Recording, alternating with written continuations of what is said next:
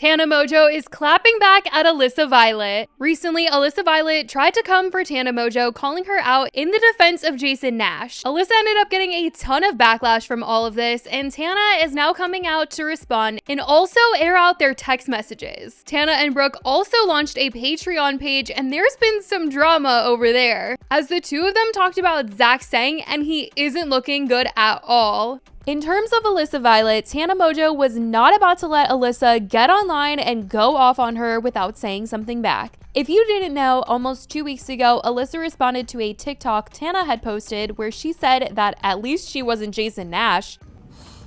At least I'm not Jason Nash. Like, at least I'm just not Jason Nash. Alyssa saw that Tana had been talking about Jason and took to TikTok to defend him. She felt that Tana had been calling out a lot of people recently, and the video of Jason just really did it for her. She had to talk. She ended up going on a rant on TikTok defending Jason, and on Snapchat she went on a different rant about Tana in regards to a TikTok where Tana reacted to a video where this girl was basically saying that she was staying out of any drama and just enjoying nature. Tana had some funny things to say in reaction, but Alyssa did not think they were funny at all. In seeing Alyssa come for Tana like this, the public was very quick to come after Alyssa, feeling like the things she was coming at Tana for were dumb and that defending Jason Nash wasn't anything she should be doing. Plus, they felt like she was shading Tana doing OnlyFans. To come for somebody that's literally just trying to make a simple living on like just going live on TikTok, trying to make ends meet. Like, he's a middle-aged man, like he has kids, he has to make money for his kids' school, like all this stuff. Not everybody can post a butthole picture on OnlyFans. Like, and make $1 million, okay? That's like unheard of, and that's great that you do that. That's awesome.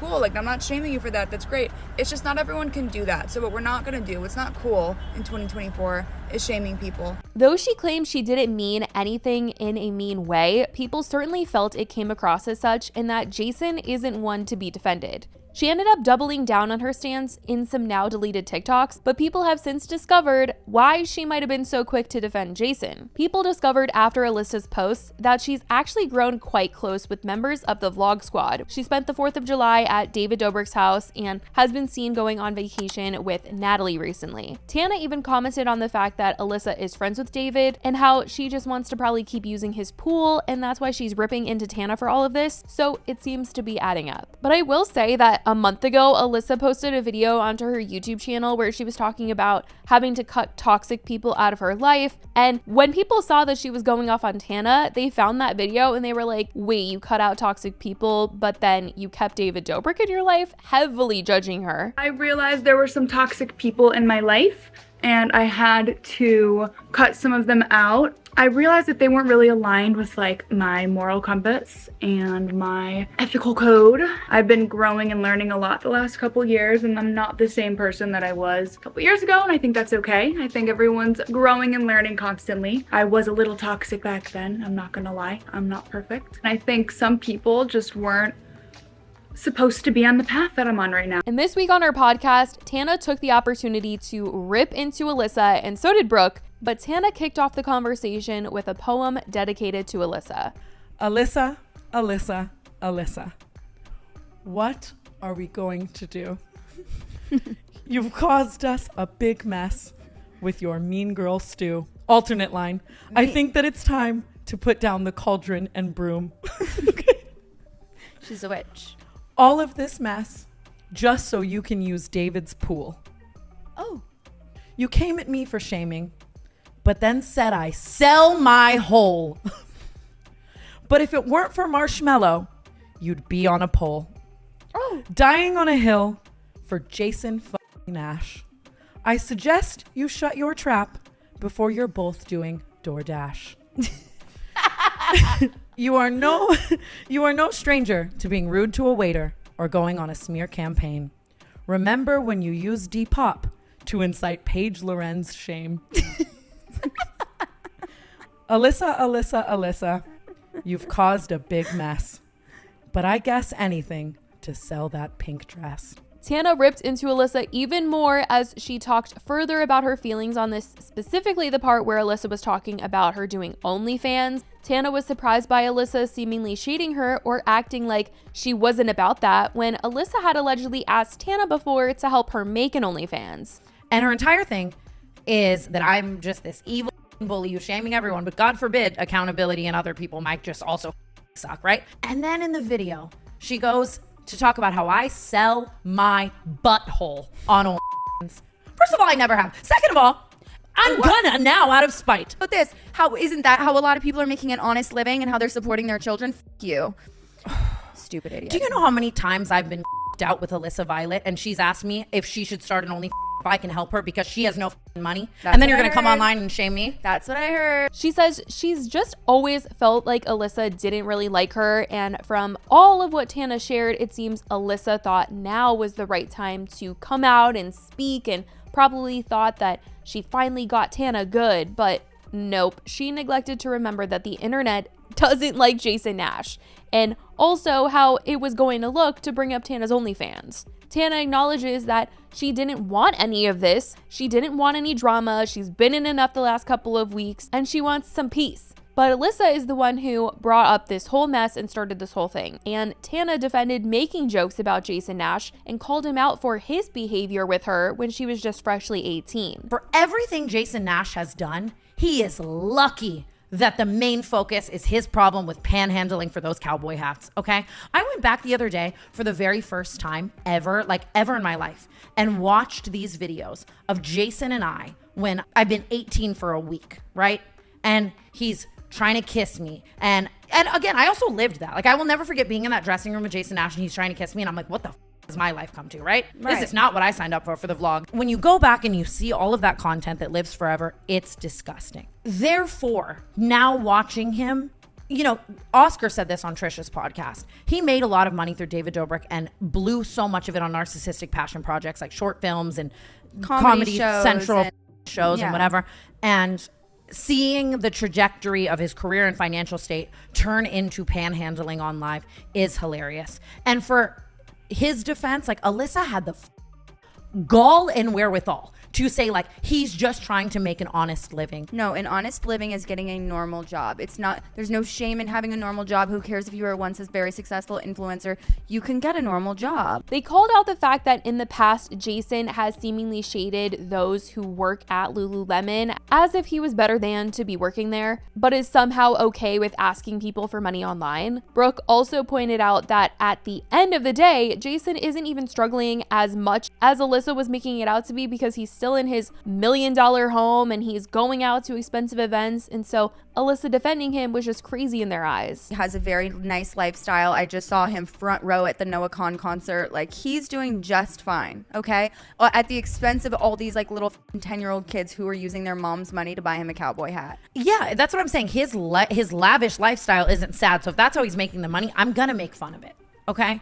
Like, Yeah, in a lighthearted way too. It's not like you came on and you just like ripped him apart. I It was didn't come on and say literally he tried to assault me in a dressing room when I was 18. He was Which could have. 74. Like, you know what I mean?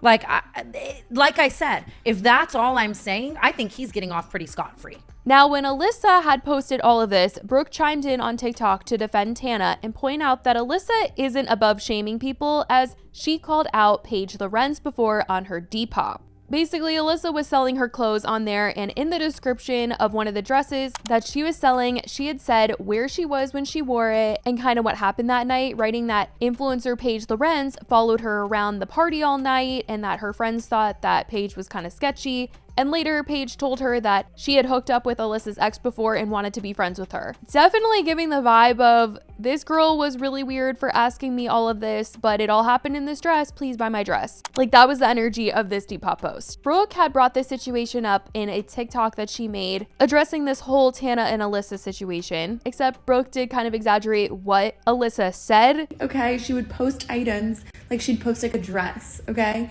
And she'd be selling the dress, and instead of like writing a description of what the dress is actually like, she would write all about what happened in the dress. And I remember one of them was like, yeah, I wore this dress out one night. I had the best night ever. I was looking amazing, feeling amazing. And then this dumb tried to steal my boyfriend, and her name was Paige Lorenz. Depop, I tell you. And so that really pissed off Alyssa. Alyssa DM'd her about it. They kept going back and forth in the messages. She wanted Brooke to delete the TikTok. Brooke didn't end up deleting the TikTok, but she posted up a follow-up statement to kind of clear up some things. I'm trying to admit more often when I'm wrong, okay? So I'm gonna go on record and say that I was slightly misinformed in the Alyssa Violet Depop situation, all right? Alyssa Violet did not say the words dumb whore and or steal my boyfriend in her Depop description. The rest of it, a little iffy. But Brooke ends up sharing some of their messages, and Brooke was especially upset right just from the start because Alyssa claimed that she didn't really know Brooke when they met a number of times. Oh, I don't really know you. First line. Already offended. Alyssa Violet, I have met you at least 150 times. I've spent hours with you. We have so many mutual friends. I have gone to birthday dinners with you. I have been around you in so many ways. You want to know why you don't remember me? Because for a long time, I didn't have any followers or clout, okay? And you know, when you started noticing me and maybe saying hi here and there, as soon as this podcast started blowing up, and I will never forget that. Tana ends up saying that Alyssa has been like this with others as well. Her entire demeanor has always been talking down to people. Amari was telling me how like the 35th time he'd hung out with her and me like all night. For a while, she tried to treat him like he was a waiter. Literally. A waiter. She exposes more of what Alyssa said to her, like shading their canceled podcast, despite the fact that she actually wanted to be a guest on it. The entire point I made with Tana was to not support cyberbullying. Then everybody made it about Jason Nash, which was not my point. Like I told Tana earlier, I cannot wrap my head around how some people use this platform we were given to spread constant, targeted, incessant hate toward others. Alyssa, be so for real. Brooke says that she ends up getting on the phone with Alyssa and they sort of smooth things over. But then Brooke went on Trisha Paytas' podcast where her and Trisha talked about the situation more, and Alyssa was very upset because she thought they worked it out, and then she was hearing all of this stuff being said about her. She ended up texting Brooke that she was so messy for this because she thought everything was good with them, but it clearly wasn't. I understand you have to publicly defend your co-host who gave you your career, but to throw me under the bus after you privately told me something so different is wild. I sincerely hope these paychecks are worth your morality, girl. Unfortunately, there's a reason nobody wants to come on the podcast, and this is a huge part. Actually, Alyssa, you want to come on the podcast. You asked me yesterday, you fucking weird bitch. Sorry. Brooke and Tana were not holding back their feelings about Alyssa one bit, that's for sure, as Brooke read more of what Alyssa had to say to her. You have had opportunities to make amends with certain people, situations, and predicaments that you've gotten yourself into, and decided to get defensive, backtrack, and make up even more fabrications to cover up. By the way, is she on thesaurus.com? I know this isn't this literate. There's clearly no solution-oriented way we are going to solve our issue, so I suggest we stop talking. I do not agree with who you are as a person, and I think you are a very messy individual. And I said, piss off, Alyssa. You're the meanest girl in town. And I mean that. They both say that they're not trying to weaponize their audience and send Alyssa hate, but that she poked the bear here and had the wrong stance, and she was standing on it. Tana says that she believes Alyssa's goal was to come at her and for the world to hate on her, and it just didn't end up working in her favor, and is obviously just upset that it didn't work out. Now, this wasn't the only thing Brooke and Tana covered this week. The two of them started a Patreon, and they had teased in their teaser that they were going to be talking about Zach Sayang. Clips have gone around from their Patreon, and now pretty much everyone seems to be well aware of some of the things that they talked about in terms of Zach Sayang, and it isn't good, that's what I'm gonna say. Brooke and Tana recently talked about Zach, calling him a major clout chaser, and in their teaser of the Patreon, it seems Brooke tried to say that Zach threatened to sue her for this. And if them talking about him being a cloud chaser upset him, then I know this Patreon episode has him on fire with the way that they discussed his friendship with Ariana Grande, which I'm sure is very important to him, especially if they're saying he's a cloud chaser. And Ariana does not do a lot of interviews, and she trusts Zach Sayang to do interviews with. So with the things being said about Zach and Ariana and the way he talks about her, he is not looking good. But we will see if the girls end up giving an update on the entire situation publicly on their podcast following all of this. If Zach has something to say after hearing about all of this, I'm sure he is very upset. But as of right now, things are obviously very crazy, emotions are heightened, and it is a lot. I certainly want to know what you guys think about all of this, from Alyssa Violet and those messages to Zach Sayang. Let me know your thoughts. I love you guys so much, and I will talk to you in the next video. Bye, guys.